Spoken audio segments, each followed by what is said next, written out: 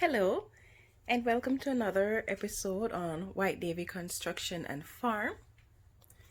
For a few weeks now, I have been working on building this worm shelving unit.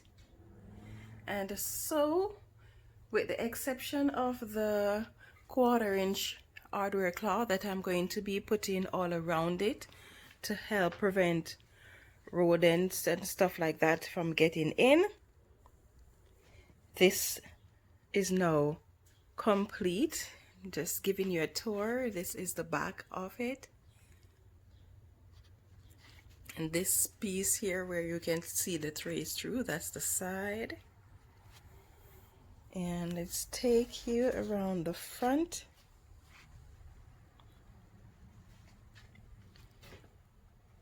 Okay.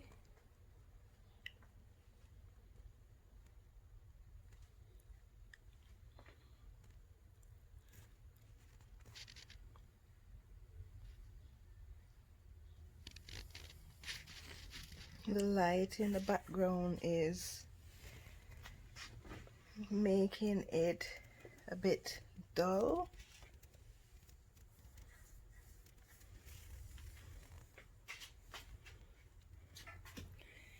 And don't be fooled, guys. These trays, they're all empty.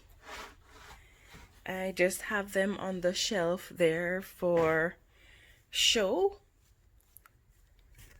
and they're going to be empty until say about the ending of August to early September, when it is necessary for me to take my worms indoors. Because as you may know, if you have been following my channel, is that I have 3 stationary worm bins outside, and so I'm going to need to take those worms in over the winter, because here in Saskatchewan we have temperatures down to -45 without the wind chill, and worms do not survive in freezing temperatures.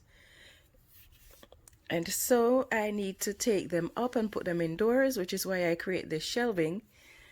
And it's not that I have a lot of worms to put in there really, but because it is a large worm bin that I have outside, and so the worms are scattered all throughout the material that is in there, because they are in my compost bin and they're in the worm bin, and the worm bin has a lot of compost in there to provide them with space to run up and down. So because they're spread out into the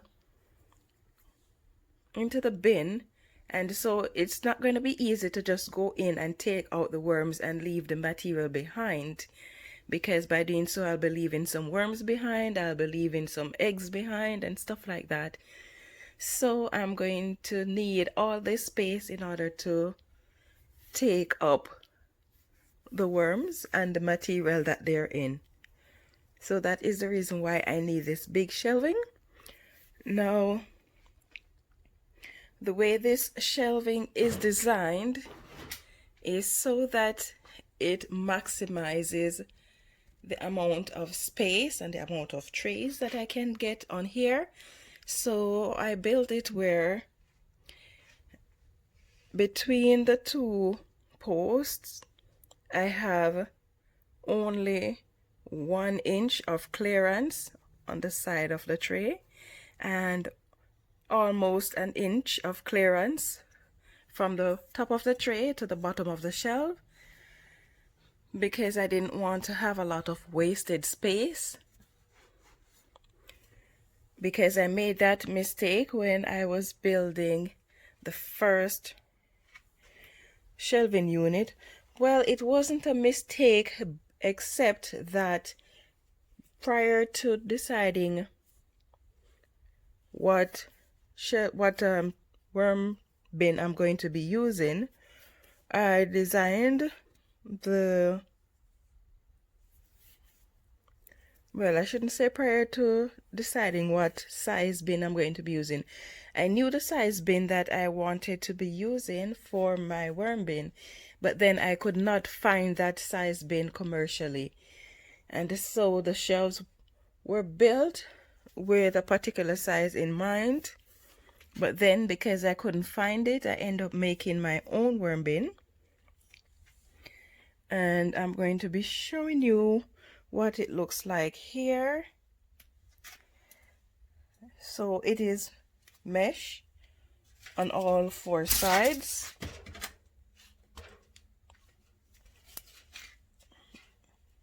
and it is mesh on the bottom as well. And then I just use these recycled cupboard doors to make a facing for it. The only problem I have with this worm bin is that it tends to dry out easily because of the amount of airflow that it has. And so to restrict the airflow to an extent and keep in moisture a bit longer, I just put newspaper in the bin first around all the sides so that it will reduce the airflow. But apart from that, it works perfectly. It, as you can see, it is lightweight because it's just the framing that is heavy, which is why I designed it that way, so it could be lightweight and at the same time allow for a good amount of airflow. I still have these ones to be finished, but to be honest with you, it is pretty expensive to build this type of worm bin because this material is not cheap when you think about the amount that it takes to build one of these worm bins. And so what I have decided to do, as you can see, I have a few of them that needs to be built. So all of this bottom row here is going to have that type of worm bin. And then I went out and purchased these little totes, and they don't really allow for the best utilization of space. As you can see, all of that here is wasted space, so I decided that I still have to try to get more out of the space that I have here, because other than that, the only option that I would have is to pull it down and to redesign it, which I do not want to do. And so the next option that I came up with, since as I'm someone who is always doing experiments, is to buy small containers like these and do my experiments in them, and then they are stored right in front here, in front of these trays. So at least I'm a bit comforted by the fact that the space is not fully going to waste.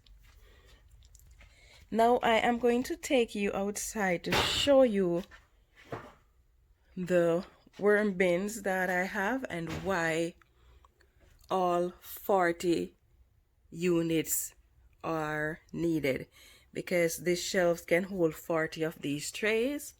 I still need to go out and get some more. As you can see, the shelves are not all filled out. These trays, I guess they can be considered cheap, but when your country is in recession, you have to play it smart. Can't just go out and spend as you feel like.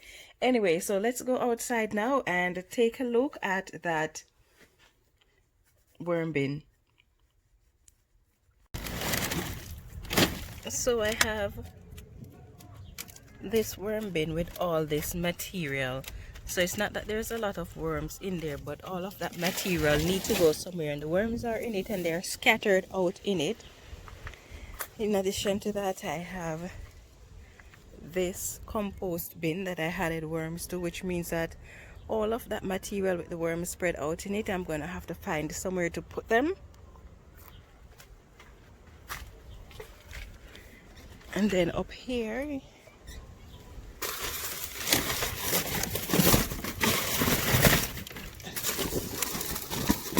in this bin as well.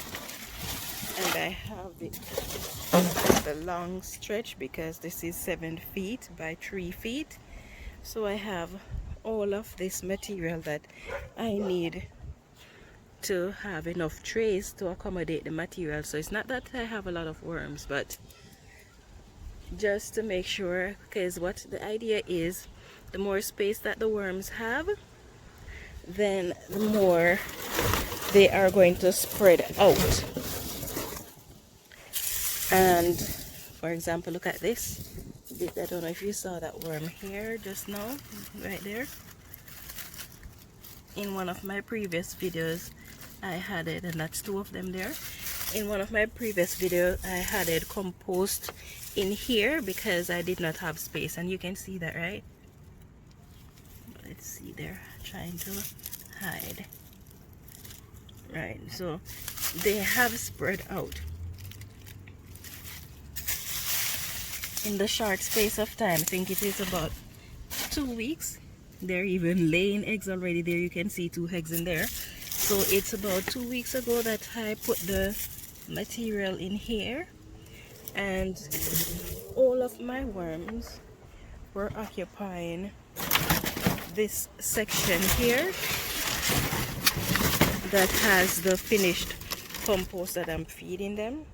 So just this little section here is where they were, but since I've added that compost, they've all spread out in there. So the whole idea is the more space the worms have and the more food that they have, then the more they're going to be reproducing. So the faster they're going to be reproducing. When worms sense that they do not have a lot of space and they do not have a lot of food, they start to reduce the rate at which they lay eggs, and even the eggs will lay dormant until the conditions in the bin is right enough. And so that is the reason why I need so many trays, because with a small amount of worms and a lot of space and a lot of food, then I'm hoping that even over the winter, when the worms are in their hibernation state, not fully hibernating because they'll be indoors where it's warm, but they still will be reproducing at a slower rate. The whole idea is to give them that space so that I can increase the amount of castings and the worm population that I'm going to be having for the winter, for the spring, when I'm ready to plant my garden. Because as you can see from my previous videos, that my garden is not really small. It's not a big garden for a urban garden, but compared to most of the urban gardens here in the city, it is considered big. So I'm gonna need a lot of casting in order to be able to maintain this garden. So I have to do all that I can to ensure that I increase my worm population. Oh, I need to cover this back. Let me just test I wet it down just a few days ago. I think I might need to give it some more water. This corner here is pretty dry, which means I'm not going to find any worms in that corner. Yeah, so I think I need to wet it down. I will do that later on or tomorrow morning.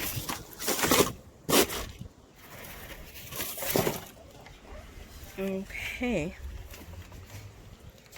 and then I don't know at what rate they're going to be eating, because as you can see, as I mentioned before, it's a small amount of worm and a lot of material that they're in, so they have a lot of food. So depending on the rate at which they are feeding, especially between now and October, when if they're indoors they're not going to be all that cold, then they might just consume all that food. So what I have here in this container, which is 18 inches high, 18 inches wide, and 48 inches long. This is finished compost with crushed eggshell that I have sifted. I'm still in the process of sifting out more, because what you see in here needs to be sifted as well, and then the rough edge I am just throwing it back into the garden as opposed to putting it into the compost bin, because I don't really have any space right now, because as you know, one of my compost bin I have worms in there, and this is the new bin that I started. I'm still adding stuff to that, and this is the only one I have left remaining, and it is occupied. So yeah, that is what I am working on. I'm going to be sifting out this casting sometime this evening and working my way into tomorrow. Okay guys, so that is it for now. Thank you for watching. If you would like to see more informative videos like these, then please take a moment to give me a thumbs up, to leave a comment below in the comment section, and to subscribe to my channel. And don't forget to turn on your notifications so you can know whenever it is that I have posted another video. Please do have yourself a wonderful evening.